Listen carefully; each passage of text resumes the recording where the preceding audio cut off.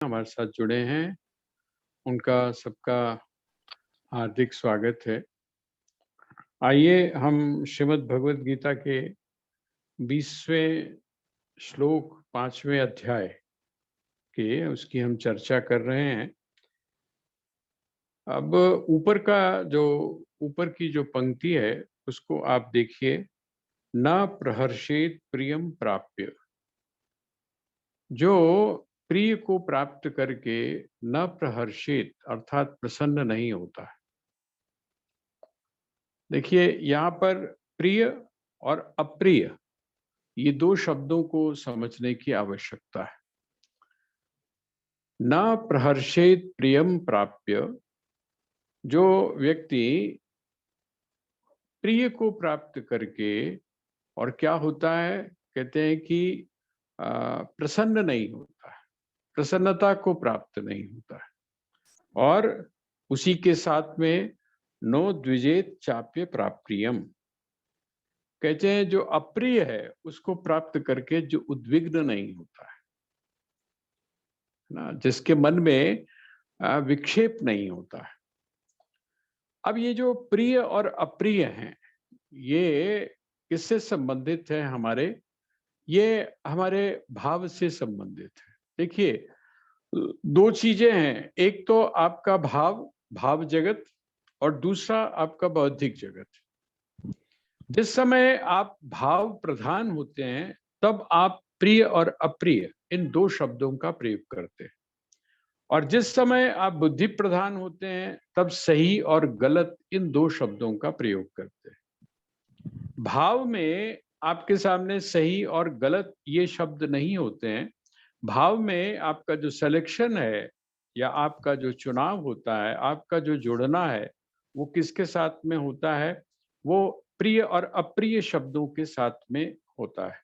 और जिस समय आप बौद्धिक जगत पे अर्थात बुद्धि के माध्यम से जिस समय आप व्यवहार करते हैं तो वहां आप सोचते हैं सही क्या है और गलत क्या है। यहाँ पर क्या है, प्रिय क्या है और अप्रिय क्या है? प्रिय क्या है अर्थात कौन सी चीज आपको अच्छी लगती है। आपको ध्यान होगा, दो मार्गों की चर्चा हम लोग बार बार, जब भी आप अध्यात्म में आएंगे तो वहां पर दो प्रकार के मार्गों की चर्चा की जाएगी।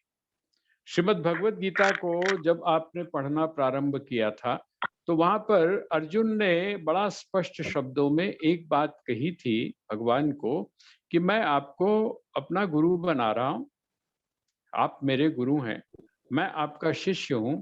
अब आप एक काम करिए, यत् श्रेयः स्यात्, जो मेरे लिए श्रेयस्कर हो। तो जब श्रेयस्कर की हम चर्चा करते हैं तो हमारे सामने दो प्रकार के मार्ग हैं। एक मार्ग है श्रेय का। श्रेय का मतलब जो हमको सही और गलत, वो बुद्धि का मार्ग है। लेकिन ये मार्ग कौन सा है? ये जो प्रेय का मार्ग है। प्रेय का मार्ग जो हमको अच्छा लगता है। अच्छा, जो हमको अच्छा लगता है उसमें हम इस बात को अपने सामने नहीं रखते हैं कि सही क्या है और गलत क्या है।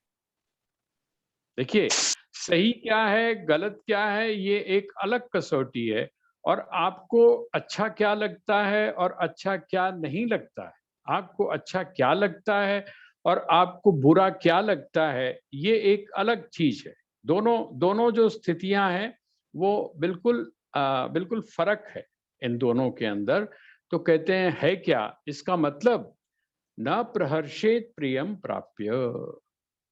जो व्यक्ति अपने प्रिय को प्राप्त करके हर्षित नहीं होता है, और जो व्यक्ति अप्रिय को प्राप्त करके उद्विग्न नहीं होता है, इसका मतलब क्या हुआ? इसको और जब समय आप इसके अंदर डुबकी लगाएंगे तो आप देखेंगे कि आपका प्रिय और अप्रिय जो है वो बदलता रहता है। आपका जो प्रिय और अप्रिय है ये भी परिवर्तनशील है। आज आपको कोई प्रिय है और कल आपके लिए वो चीज जो है वो अप्रिय है, वो व्यक्ति अप्रिय है। और जो आपके लिए अप्रिय है, आप जिसको समझते हैं यार बड़ा बेकार का आदमी है, आपको बाद में लगता है नहीं, मैंने तो इसको समझा था बेकार का, लेकिन ये तो बड़ा काम का है। प्रियता और अप्रियता जो है ये, क्योंकि इसका जो आधार है वो सत्य और असत्य नहीं है। इसका आधार सत्य और प्रतीति नहीं है। इसका आधार कौन-सा है? इसका आधार है सिर्फ़ आपका भाव प्रदेश, सिर्फ़ आपका भाव प्रदेश। तो उसके उसके कारण क्या होता है? आवाज़ मेरी आ रही है? ठीक आ रही है ना? हाँ, तो उसका उसका कारण क्या है? उसका कारण ये है कि हमारी प्रियता, और जिस समय हम शरीर के आधार पर सोचना शुरू करते हैं, शरीर के आधार पर, तो यहाँ तक आया है कि आपकी जो बॉडी है, उस बॉडी में जो केमिकल रिएक्शन होता है, बहुत सारे एक्सपेरिमेंट्स इस तरह के हुए हैं कि आपकी बॉडी में जो केमिकल रिएक्शन होता है, एक चीज जो आपको सामान्य रूप से बड़ी अप्रिय लगती है, लेकिन अगर कुछ विशेष प्रकार के केमिकल्स को आपकी बॉडी में यदि डाल दिया जाए, तो वही चीज जो है वो आपको बड़ी प्रिय लगने लगती है। जैसे मैं अक्सर आपके सामने चर्चा करता हूँ, जिस समय हम लोग पढ़ा करते थे, तो वहाँ हमारा जो नॉर्थ कैंपस है उसके पास में रहते हैं। तो नॉर्थ कैंपस के अंदर क्या, पूरी यूनिवर्सिटी, दिल्ली यूनिवर्सिटी के अंदर और पार्क की जगह भी क्या होता था, एक एक था, उसको बोलते थे एलएसडी। एलएसडी नाम की एक गोली जो थी वो चला करती थी, और एलएसडी लोग लेते थे, बच्चे जो हैं वो एलएसडी लेते थे। पहले तो हम लोग भी, हमें समझ में नहीं आता, हम समझते थे शायद ये कोई नशे की चीज है। लेकिन जिस टाइम मैंने वर्ल्ड कॉन्फ्रेंस, स्वामी मुक्तानंद जी थे, आप लोगों ने नाम सुना होगा, बॉम्बे के अंदर जो सुनील दत्त जो थे, उनके जो गुरु जी थे स्वामी मुक्तानंद जी, गणेशपुरी एक स्थान है, वहां पर उनका स्थान बना हुआ है। स्वामी नित्यानंद जी वहाँ के हैं। तो वो जो वहां पर मैंने जब वर्ल्ड कॉन्फ्रेंस सुनी, तो वहाँ एक मनोचिकित्सक आए हुए थे जो एलएसडी जो थेरेपी है उसका वो प्रयोग करते थे, और वो यहाँ पर आए थे, गुरु शिष्य जो परंपरा है हमारे यहाँ की, उसको समझने के लिए। और कबीर के बारे में उन्होंने सुना होगा, कबीर साहब के बारे में सुना होगा कि कबीर साहब जो हैं, मतलब हमारे यहाँ गुरु और शिष्य में ऐसी स्थिति भी है संबंधों की, जहां पर कि हम, अब वह जो गुरु है, उस गुरु वह गुरु शिष्य के भीतर भी प्रवेश कर जाता है। उसका जो मानसिक धरातल है, उस मानसिक धरातल में भी प्रवेश कर जाता है। ऐसी उन्होंने घटना एक सुनी थी, जहां पर कि जो उनके गुरु थे, आपने सुना होगा कि वो बना रहे थे अपना, ये जो है मूर्ति पूजा कर रहे थे, और पूजन करते समय माला छोटी रह गई। तो जो कबीर साहब थे, उन्होंने उनको उपाय बताया कि नहीं, माला छोटी रह गई है, कोई बात नहीं है, लेकिन माला को इस तरह से उनके गले में डाला जा सकता है। इस बात को लेकर वो आए थे।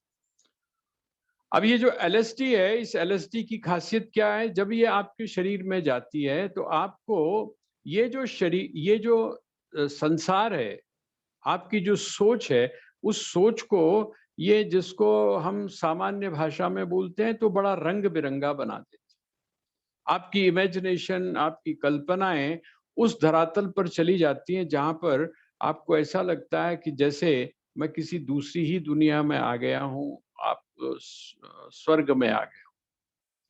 इसका मतलब क्या हुआ कि आपका जो बॉडी केमिकल है, आपका बॉडी केमिकल भी प्रिय और अप्रिय का निर्धारण कर सकता है, प्रियता और अप्रियता का निर्धारण कर सकता है। तो अब जो व्यक्ति क्या करता है, अपनी प्रिय वस्तु को प्राप्त होकर प्रसन्न नहीं होता है, और जो व्यक्ति अप्रिय वस्तु को प्राप्त करने पर उद्विग्न नहीं होता है, कहते हैं ऐसा व्यक्ति क्या है? ऐसा व्यक्ति है स्थिर बुद्धि। देखिए, मैंने आपको निवेदन किया है पहले कि दो धरातल हैं, एक भाव का धरातल है और दूसरा बुद्धि का धरातल है।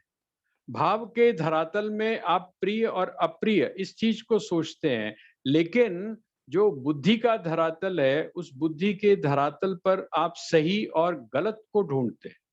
वहां पर जो आपका जो सिलेक्शन होता है वो किस बात पर होता है, सही और गलत पर होता है। अब आप सोचिए इसका मतलब क्या हुआ, जो व्यक्ति अपनी बुद्धि के द्वारा प्रियता और अप्रियता के सच को जान जाता है, ऐसा जो व्यक्ति है वो क्या है, उसको जानने के बाद में वो कहां पर, कौन से धरातल पर जाता है, भाव के धरातल से निकलकर वह व्यक्ति बुद्धि के धरातल पर जब चला जाता है, और सही और गलत, सही और गलत, सही और मिथ्या है, जो दिखाई दे रहा है वो और जो है वो, इन दोनों के अंदर जब वो अंतर को समझ लेता है, तो ऐसा व्यक्ति क्या हो जाता है, स्थिर बुद्धि। स्थिर बुद्धि, स्थिर बुद्धि का मतलब उसकी जो बुद्धि है वो क्या हो जाती है, स्थिर बुद्धि हो जाती है। और जब बुद्धि आपकी स्थिर हो गई तो क्या हुआ, आगे का आप सोचिए, असमूढ़, आपकी मूर्छा समाप्त हो गई। जब आपने अपनी बुद्धि का प्रयोग करना शुरू कर दिया, इसका मतलब वो संकेत है इस बात का कि आपकी जो मूर्छा है वो अब नशा जो है वो उतर चुका है। जब नशा उतर गया तभी हम बुद्धि का प्रयोग करते हैं, जब तक नशा चढ़ा रहता है तब तक हम बुद्धि का प्रयोग नहीं कर पाते, चाहकर भी नहीं कर पाते। क्यों?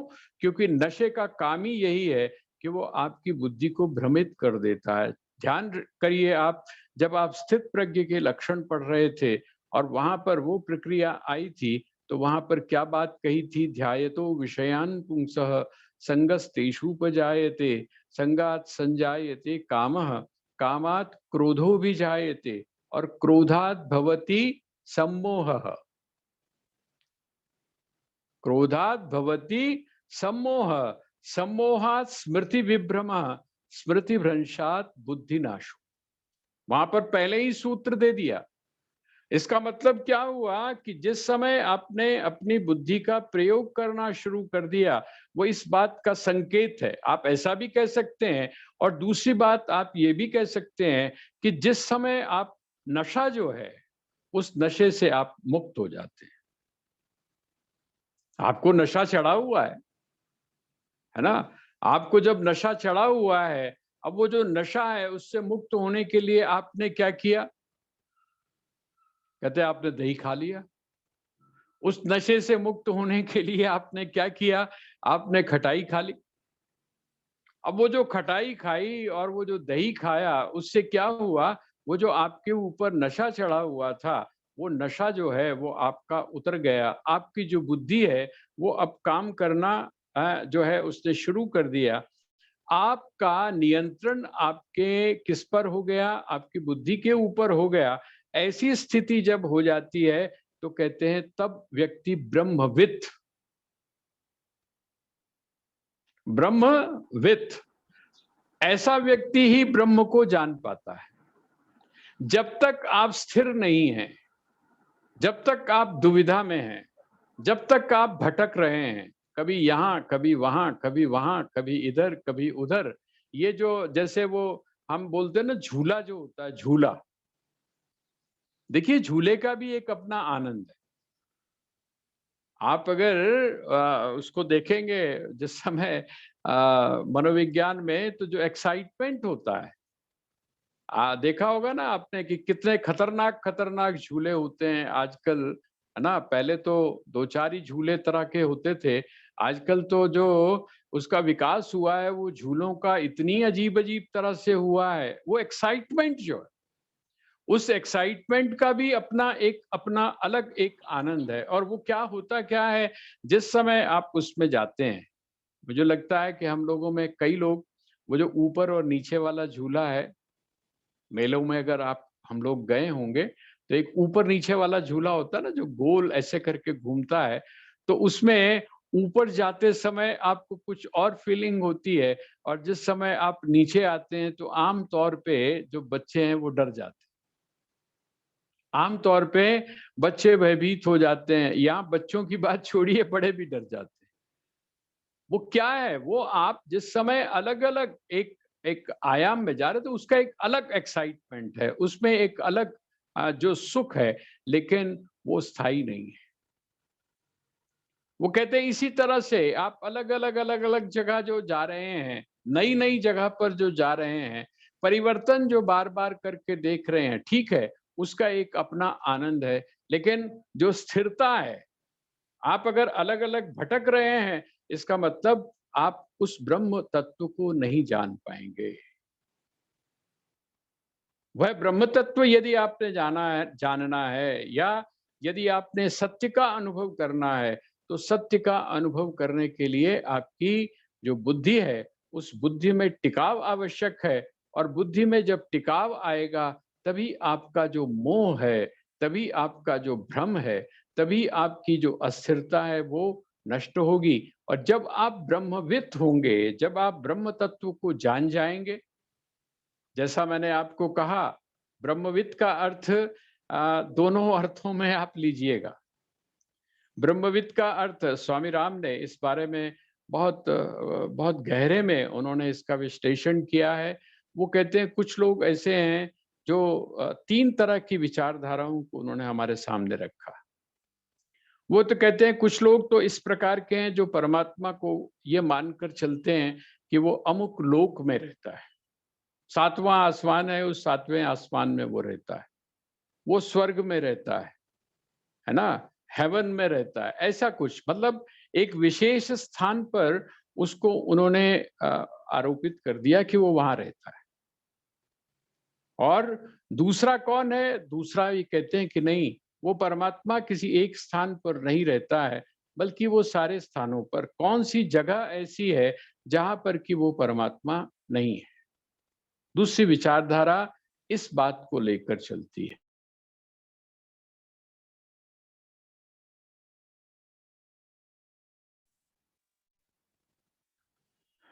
वेदांत की जो विचारधारा है अर्थात जो अद्वैत विचारधारा है वो बिल्कुल इससे अलग है। वो क्या कहती है?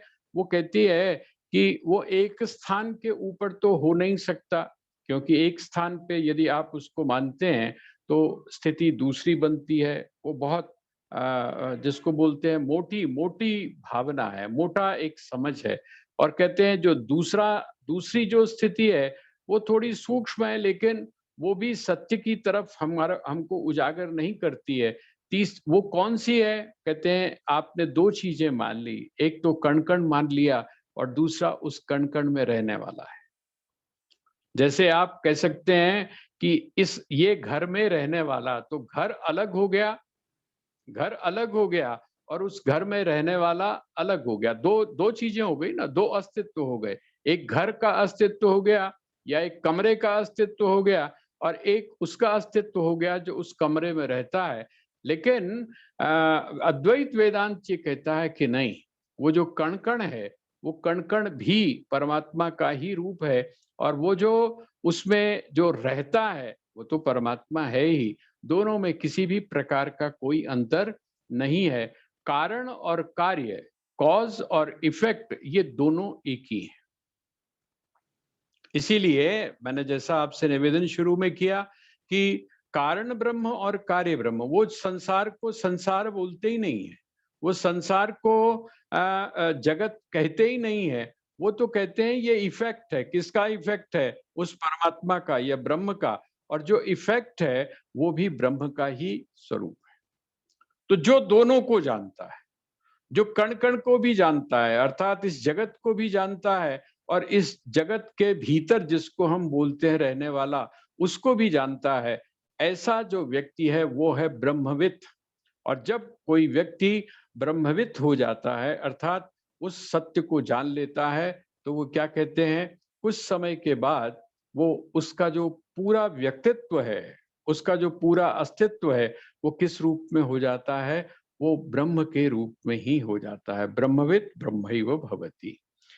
अगला जो श्लोक है, श्लोक नंबर 21, वो है बाह्य स्पर्शेषु असक्त आत्मा। अब ये स्पर्श शब्द का, बाह्य स्पर्श शब्द का अर्थ थोड़ा सा आप समझ लीजिएगा। बाह्य स्पर्शेषु असक्त आत्मा विन्दति आत्मनि यत् सुखम स ब्रह्म योग युक्तात्मा सुखम अक्षयम अश्नुते। देखिए आखिर की जो ये लाइन है ना, सुखम अक्षयम अश्नुते। मैं आपसे बीच बीच में थोड़ी संतों की कुछ बात कर रहा था कि आपको सुख चाहिए, कैसा चाहिए। आपको जो सुख चाहिए वो परमानेंट चाहिए कि टेम्परेरी चाहिए, है ना। अक्सर संत लोग पूछते हैं कि आपको टेम्परेरी सुख चाहिए या आपको परमानेंट सुख चाहिए। ये जो परमानेंट सुख है, प्रत्येक व्यक्ति कैसा सुख चाहता है, तो वो चाहता है परमानेंट। वो जो परमानेंट सुख है उसी को हमारे यहाँ आनंद भी बोला जाता है। अब वो जो परमानेंट है उसी को संस्कृत में यहाँ पर उसके लिए एक शब्द का प्रयोग किया गया, सुखम अक्षयम। अक्षयम, अक्षयम का अर्थ क्या होता है? जिसका क्षय नहीं होता है। अक्षय से आप एक जगह जरूर पहुंच गए होंगे। रावण का जो पहला पुत्र मारा गया था उसका नाम क्या था? उसका नाम था अक्षय कुमार। माता पिता ने नाम रखा था अक्षय, है ना। लेकिन अक्षय किसका नाम रखा? शरीर का नाम तो रख दिया अक्षय, लेकिन उसके जो कर्म थे वो क्षय करने वाले थे। और उस क्षय का परिणाम क्या हुआ कि हनुमान उसको मारना नहीं चाहते हैं, लेकिन कहते हैं पुत्र क्या करूं, तू बड़ा अच्छा, सच में जो तेरा नाम है उसी के अनुरूप होता, लेकिन तू एक बहुत बड़ी गलती कर रहा है। वो क्या गलती कर रहा है? कहते हैं कि तू राम का जो विरोध कर रहा है। राम का दूत बनकर मैं जो आया हूं, तो तू राम के दूत के ऊपर ये जो प्रहार कर रहा है, उसको नष्ट करने का जो तू प्रयास कर रहा है, यही तेरी मृत्यु का कारण बनेगा। और मैं न चाहते हुए भी तुझको मार रहा हूं। अक्षयम, अक्षयम का अर्थ ऐसा सुख जिसका क्षय नहीं होता है, ऐसा सुख जो हमेशा बना रहता है। सुखम अक्षयम अश्नुते, कहते हैं अक्षय सुख को प्राप्त करता है। कहते कौन? कौन प्राप्त करता है? तो कहते हैं ब्रह्म योग युक्त आत्मा। ब्रह्म योग, बहुत सारे योग हैं श्रीमद् भगवत गीता में। वो जो अध्याय हैं, उन अध्यायों के जब आप नाम पढ़ेंगे तो 18 योग तो सीधे सीधे हैं, लेकिन बीच बीच में भगवान ने कुछ और की भी तरफ संकेत किया है। यहाँ पर भगवान कहते हैं ब्रह्म योग युक्त आत्मा। जो ब्रह्म योग से युक्त जो आत्मा है, अर्थात जो व्यक्ति, जो साधक ब्रह्म योग से युक्त है। ब्रह्म योग का अर्थ क्या हुआ? ब्रह्म योग का अर्थ हुआ जो अपने आप को ब्रह्म के साथ में जोड़ चुका है, जिसका वर्णन ऊपर किया गया, जिसका वर्णन ऊपर किया है, जिसके बारे में ऊपर बताया गया कि ऐसा जो व्यक्ति है वो ब्रह्मविद, अर्थात ब्रह्म को जानता है। और ब्रह्म को सिर्फ जानता ही नहीं है, बल्कि उस ब्रह्म के अंदर, अर्थात उस परम सत्ता में अपने आप को क्या मानता है?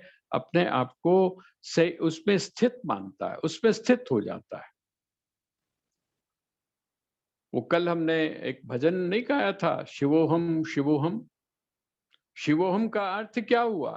कि मैं ब्रह्म हूं। इसका मतलब दूसरी जो चीजें हैं जिनको मैं मान रहा हूं, मैं शरीर मान रहा हूं, मैं मन मान रहा हूं, मैं बुद्धि मान रहा हूं, ये नहीं हूं, बल्कि मैं ब्रह्म हूं। ये है ब्रह्म योग। ब्रह्म योग युक्त आत्मा सुखम अक्षयम अश्नुते। वह व्यक्ति अक्षय सुख को प्राप्त करता। कहते कौन सा व्यक्ति? तो कहते हैं ब्रह्म योग से युक्त। अब ब्रह्म योग से जो युक्त है, उससे पहले उन्होंने थोड़ी सी बात, जिसको बोलते हैं ना हल्का सा कंपैरिजन, श्री कृष्ण कर रहे हैं। बाह्य स्पर्शेषु असक्त आत्मा विन्दति आत्मनि यत् सुखम। कहते हैं जिस सुख को अनुभव कौन करता है? कहते हैं बाह्य स्पर्शेषु असक्त आत्मा। बाहरी जो स्पर्श हैं उनमें आसक्ति न रखने वाला जिस सुख को प्राप्त करता है। वो सुख क्या है? तो कहते हैं वो सुख जो है वो सुख क्षणिक है, लेकिन उसी सुख को, ये जो सुख है, इस सुख को अक्षय रूप में कौन प्राप्त करता है? जो स्वयं को ब्रह्म योग से युक्त कर लेता है। अब ये स्पर्श शब्द जो है ना, क्योंकि अगला जो श्लोक है वो वहां पर स्पर्श का मतलब क्या होता है? स्पर्श का मतलब होता है छूना। हम लोग सभी जानते हैं स्पर्श का मतलब होता है छूना। बाह्य स्पर्श, बाह्य स्पर्श का अर्थ क्या हुआ? बाह्य स्पर्श, बाहरी जो चीजें हैं उनको हम किससे छूते हैं? आमतौर पे हम जिस समय छूना बोलते हैं, जैसे आपको ध्यान होगा जब हमने भोजन की बात की थी, भोजन की बात की थी, खाने की बात की थी या आहार की बात की थी, तो हमने क्या माना था? हमने ये स्पष्ट किया था कि आहार का मतलब आप खाने से ही मत लीजिएगा। जो आप भोजन कर रहे हैं, आप उसी को आहार मत मानिएगा, बल्कि आहार शब्द का अर्थ होता है जब आप विभिन्न इंद्रियों के माध्यम से किसी चीज को अपने भीतर प्रवेश करते हैं। आंखों के माध्यम से आपने दृश्य को अपने भीतर आप ले गए, और जो श्रोत्र है अर्थात आपके जो कान है, उनके माध्यम से जब आप शब्दों को अपने भीतर ले गए, जिह्वा के माध्यम से जब आप रस को अपने भीतर ले गए, और जो स्पर्श है उसके माध्यम से आप एक संवेदना को अपने भीतर ले गए, तो ये भी आहार है। आहार का मतलब सिर्फ भोजन नहीं है। कहते हैं इसी तरह से यहां पर जब स्पर्श शब्द की बात की गई, तो स्पर्श शब्द का अर्थ छूना है। छूने का मतलब क्या होता है? छूने का मतलब त्वगिंद्रिय जो है, आपकी जो त्वचा है, त्वचा का जो सुख है वो स्पर्श से प्राप्त होता है आपको। जो त्वगिंद्रिय है अर्थात जो त्वचा है, आपकी जो स्किन है, उससे आपको उस बात का अनुभव होता है, तो हम क्या बोलते हैं? इसको स्पर्श। अब आप वो जो आहार जो शब्द को जिस तरह से हमने व्यापक अर्थ में लिया है, इसी तरह से आप इसको भी थोड़ा सा व्यापक अर्थ में लीजिए। इसका मतलब क्या हो गया कि आपकी इंद्रियां जिस समय, जैसे आपकी दृष्टि है, वो दृष्टि अगर किसी दृश्य के पास में जाती है, जिसको हम बोलते हैं देखना, जिसको हम देखना बोलते हैं, तो देखने का अर्थ क्या हुआ? आपकी जो दृष्टि है, उस दृष्टि ने जाकर जो दृश्य है उसको क्या किया? स्पर्श किया। उस दृष्टि ने उसको जाकर स्पर्श किया। जिस समय आप शब्द देख सुनते हैं, तो क्या शब्द जो है उस शब्द को क्या किया? आपके जो श्रोत्र है अर्थात आपके जो कान है, उन्होंने जाकर उसको स्पर्श किया। उल्टा भी आप समझ सकते हैं कि जब वो जो शब्द है वो आपके कान को जाकर स्पर्श करता है, जब रस आपकी जिह्वा को जाकर स्पर्श करता है, आप ऐसे भी स्पर्श का मतलब, स्पर्श का मतलब आप व्यापक रूप में लीजिए, सिर्फ त्वगिंद्रिय तक मत लीजिए। वाह्य स्पर्शेषु, अब आप लगाइए इसका मतलब। इसका मतलब जब आप व्यापक रूप में लगाएंगे, तो कहते हैं इंद्रियां जब विषयों के पास में गई, अब विषयों के पास में गई, और वहां पर किस भाव में गई? अनासक्त भाव में गई। आप की दृष्टि, आपकी आंख वहां पर गई तो सही, लेकिन वहां पर उसने जो देखा उसमें उसकी किसी भी प्रकार की आसक्ति नहीं है। आसक्ति का अर्थ क्या है? उसका प्रभाव, अर्थात वो आपके भीतर प्रवेश नहीं की। दृश्य आपने देखा, सुंदर चीज आपने देखी, लेकिन जैसे ही आप आगे बढ़ गए तो आपने फिर पीछे घूमकर नहीं देखा। जिस समय शब्द आपके कान में पड़ा, तो आपने ऐसा नहीं किया कि उसकी फिर पुनरावृत्ति की हो, अर्थात आपने बार बार आप उसको जो सुन रहे हैं, ये जो बार बार जो उसको सुनना है, इसका मतलब क्या हो गया? आप उस शब्द में आसक्त हो गए।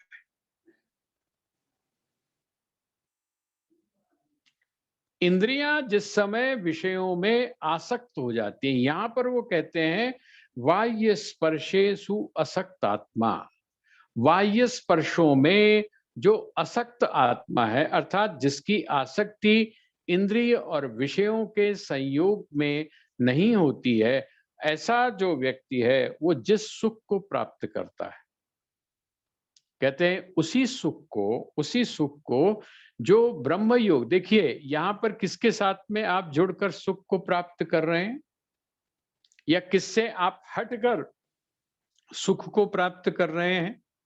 तो कहते हैं इंद्रियां और विषय, इन दोनों में जो प्राप्त होने वाला जो सुख है उससे आप अपने आप को बचा रहे हैं। लेकिन कहते हैं जिस समय आप वहां से बचाते हैं तो आप में जो विक्षेप है, आप में जो बेचैनी है, आप में जो अस्थिरता है वो पैदा होती है। और उस अस्थिरता के पैदा होने के साथ आप में क्या होता है, आप में दुख की अनुभूति होती है। लेकिन आप उस दुख से अपने आप को बचा कर ले गए अनासक्त भाव होने के कारण। कहते हैं जिस समय उसी भाव को, उसी बुद्धि को आप किसके साथ जोड़ देते हैं, उस ब्रह्म तत्व के साथ जोड़ देते हैं। उस ब्रह्म योग में जिस समय आप युक्त हो जाते हैं तो उसका परिणाम क्या होता है, कहते हैं तब आप सुखम अक्षयम अश्नुते, अक्षय सुख को प्राप्त करते हैं। इसका मतलब दो चीजें, दो स्टेप हो गए।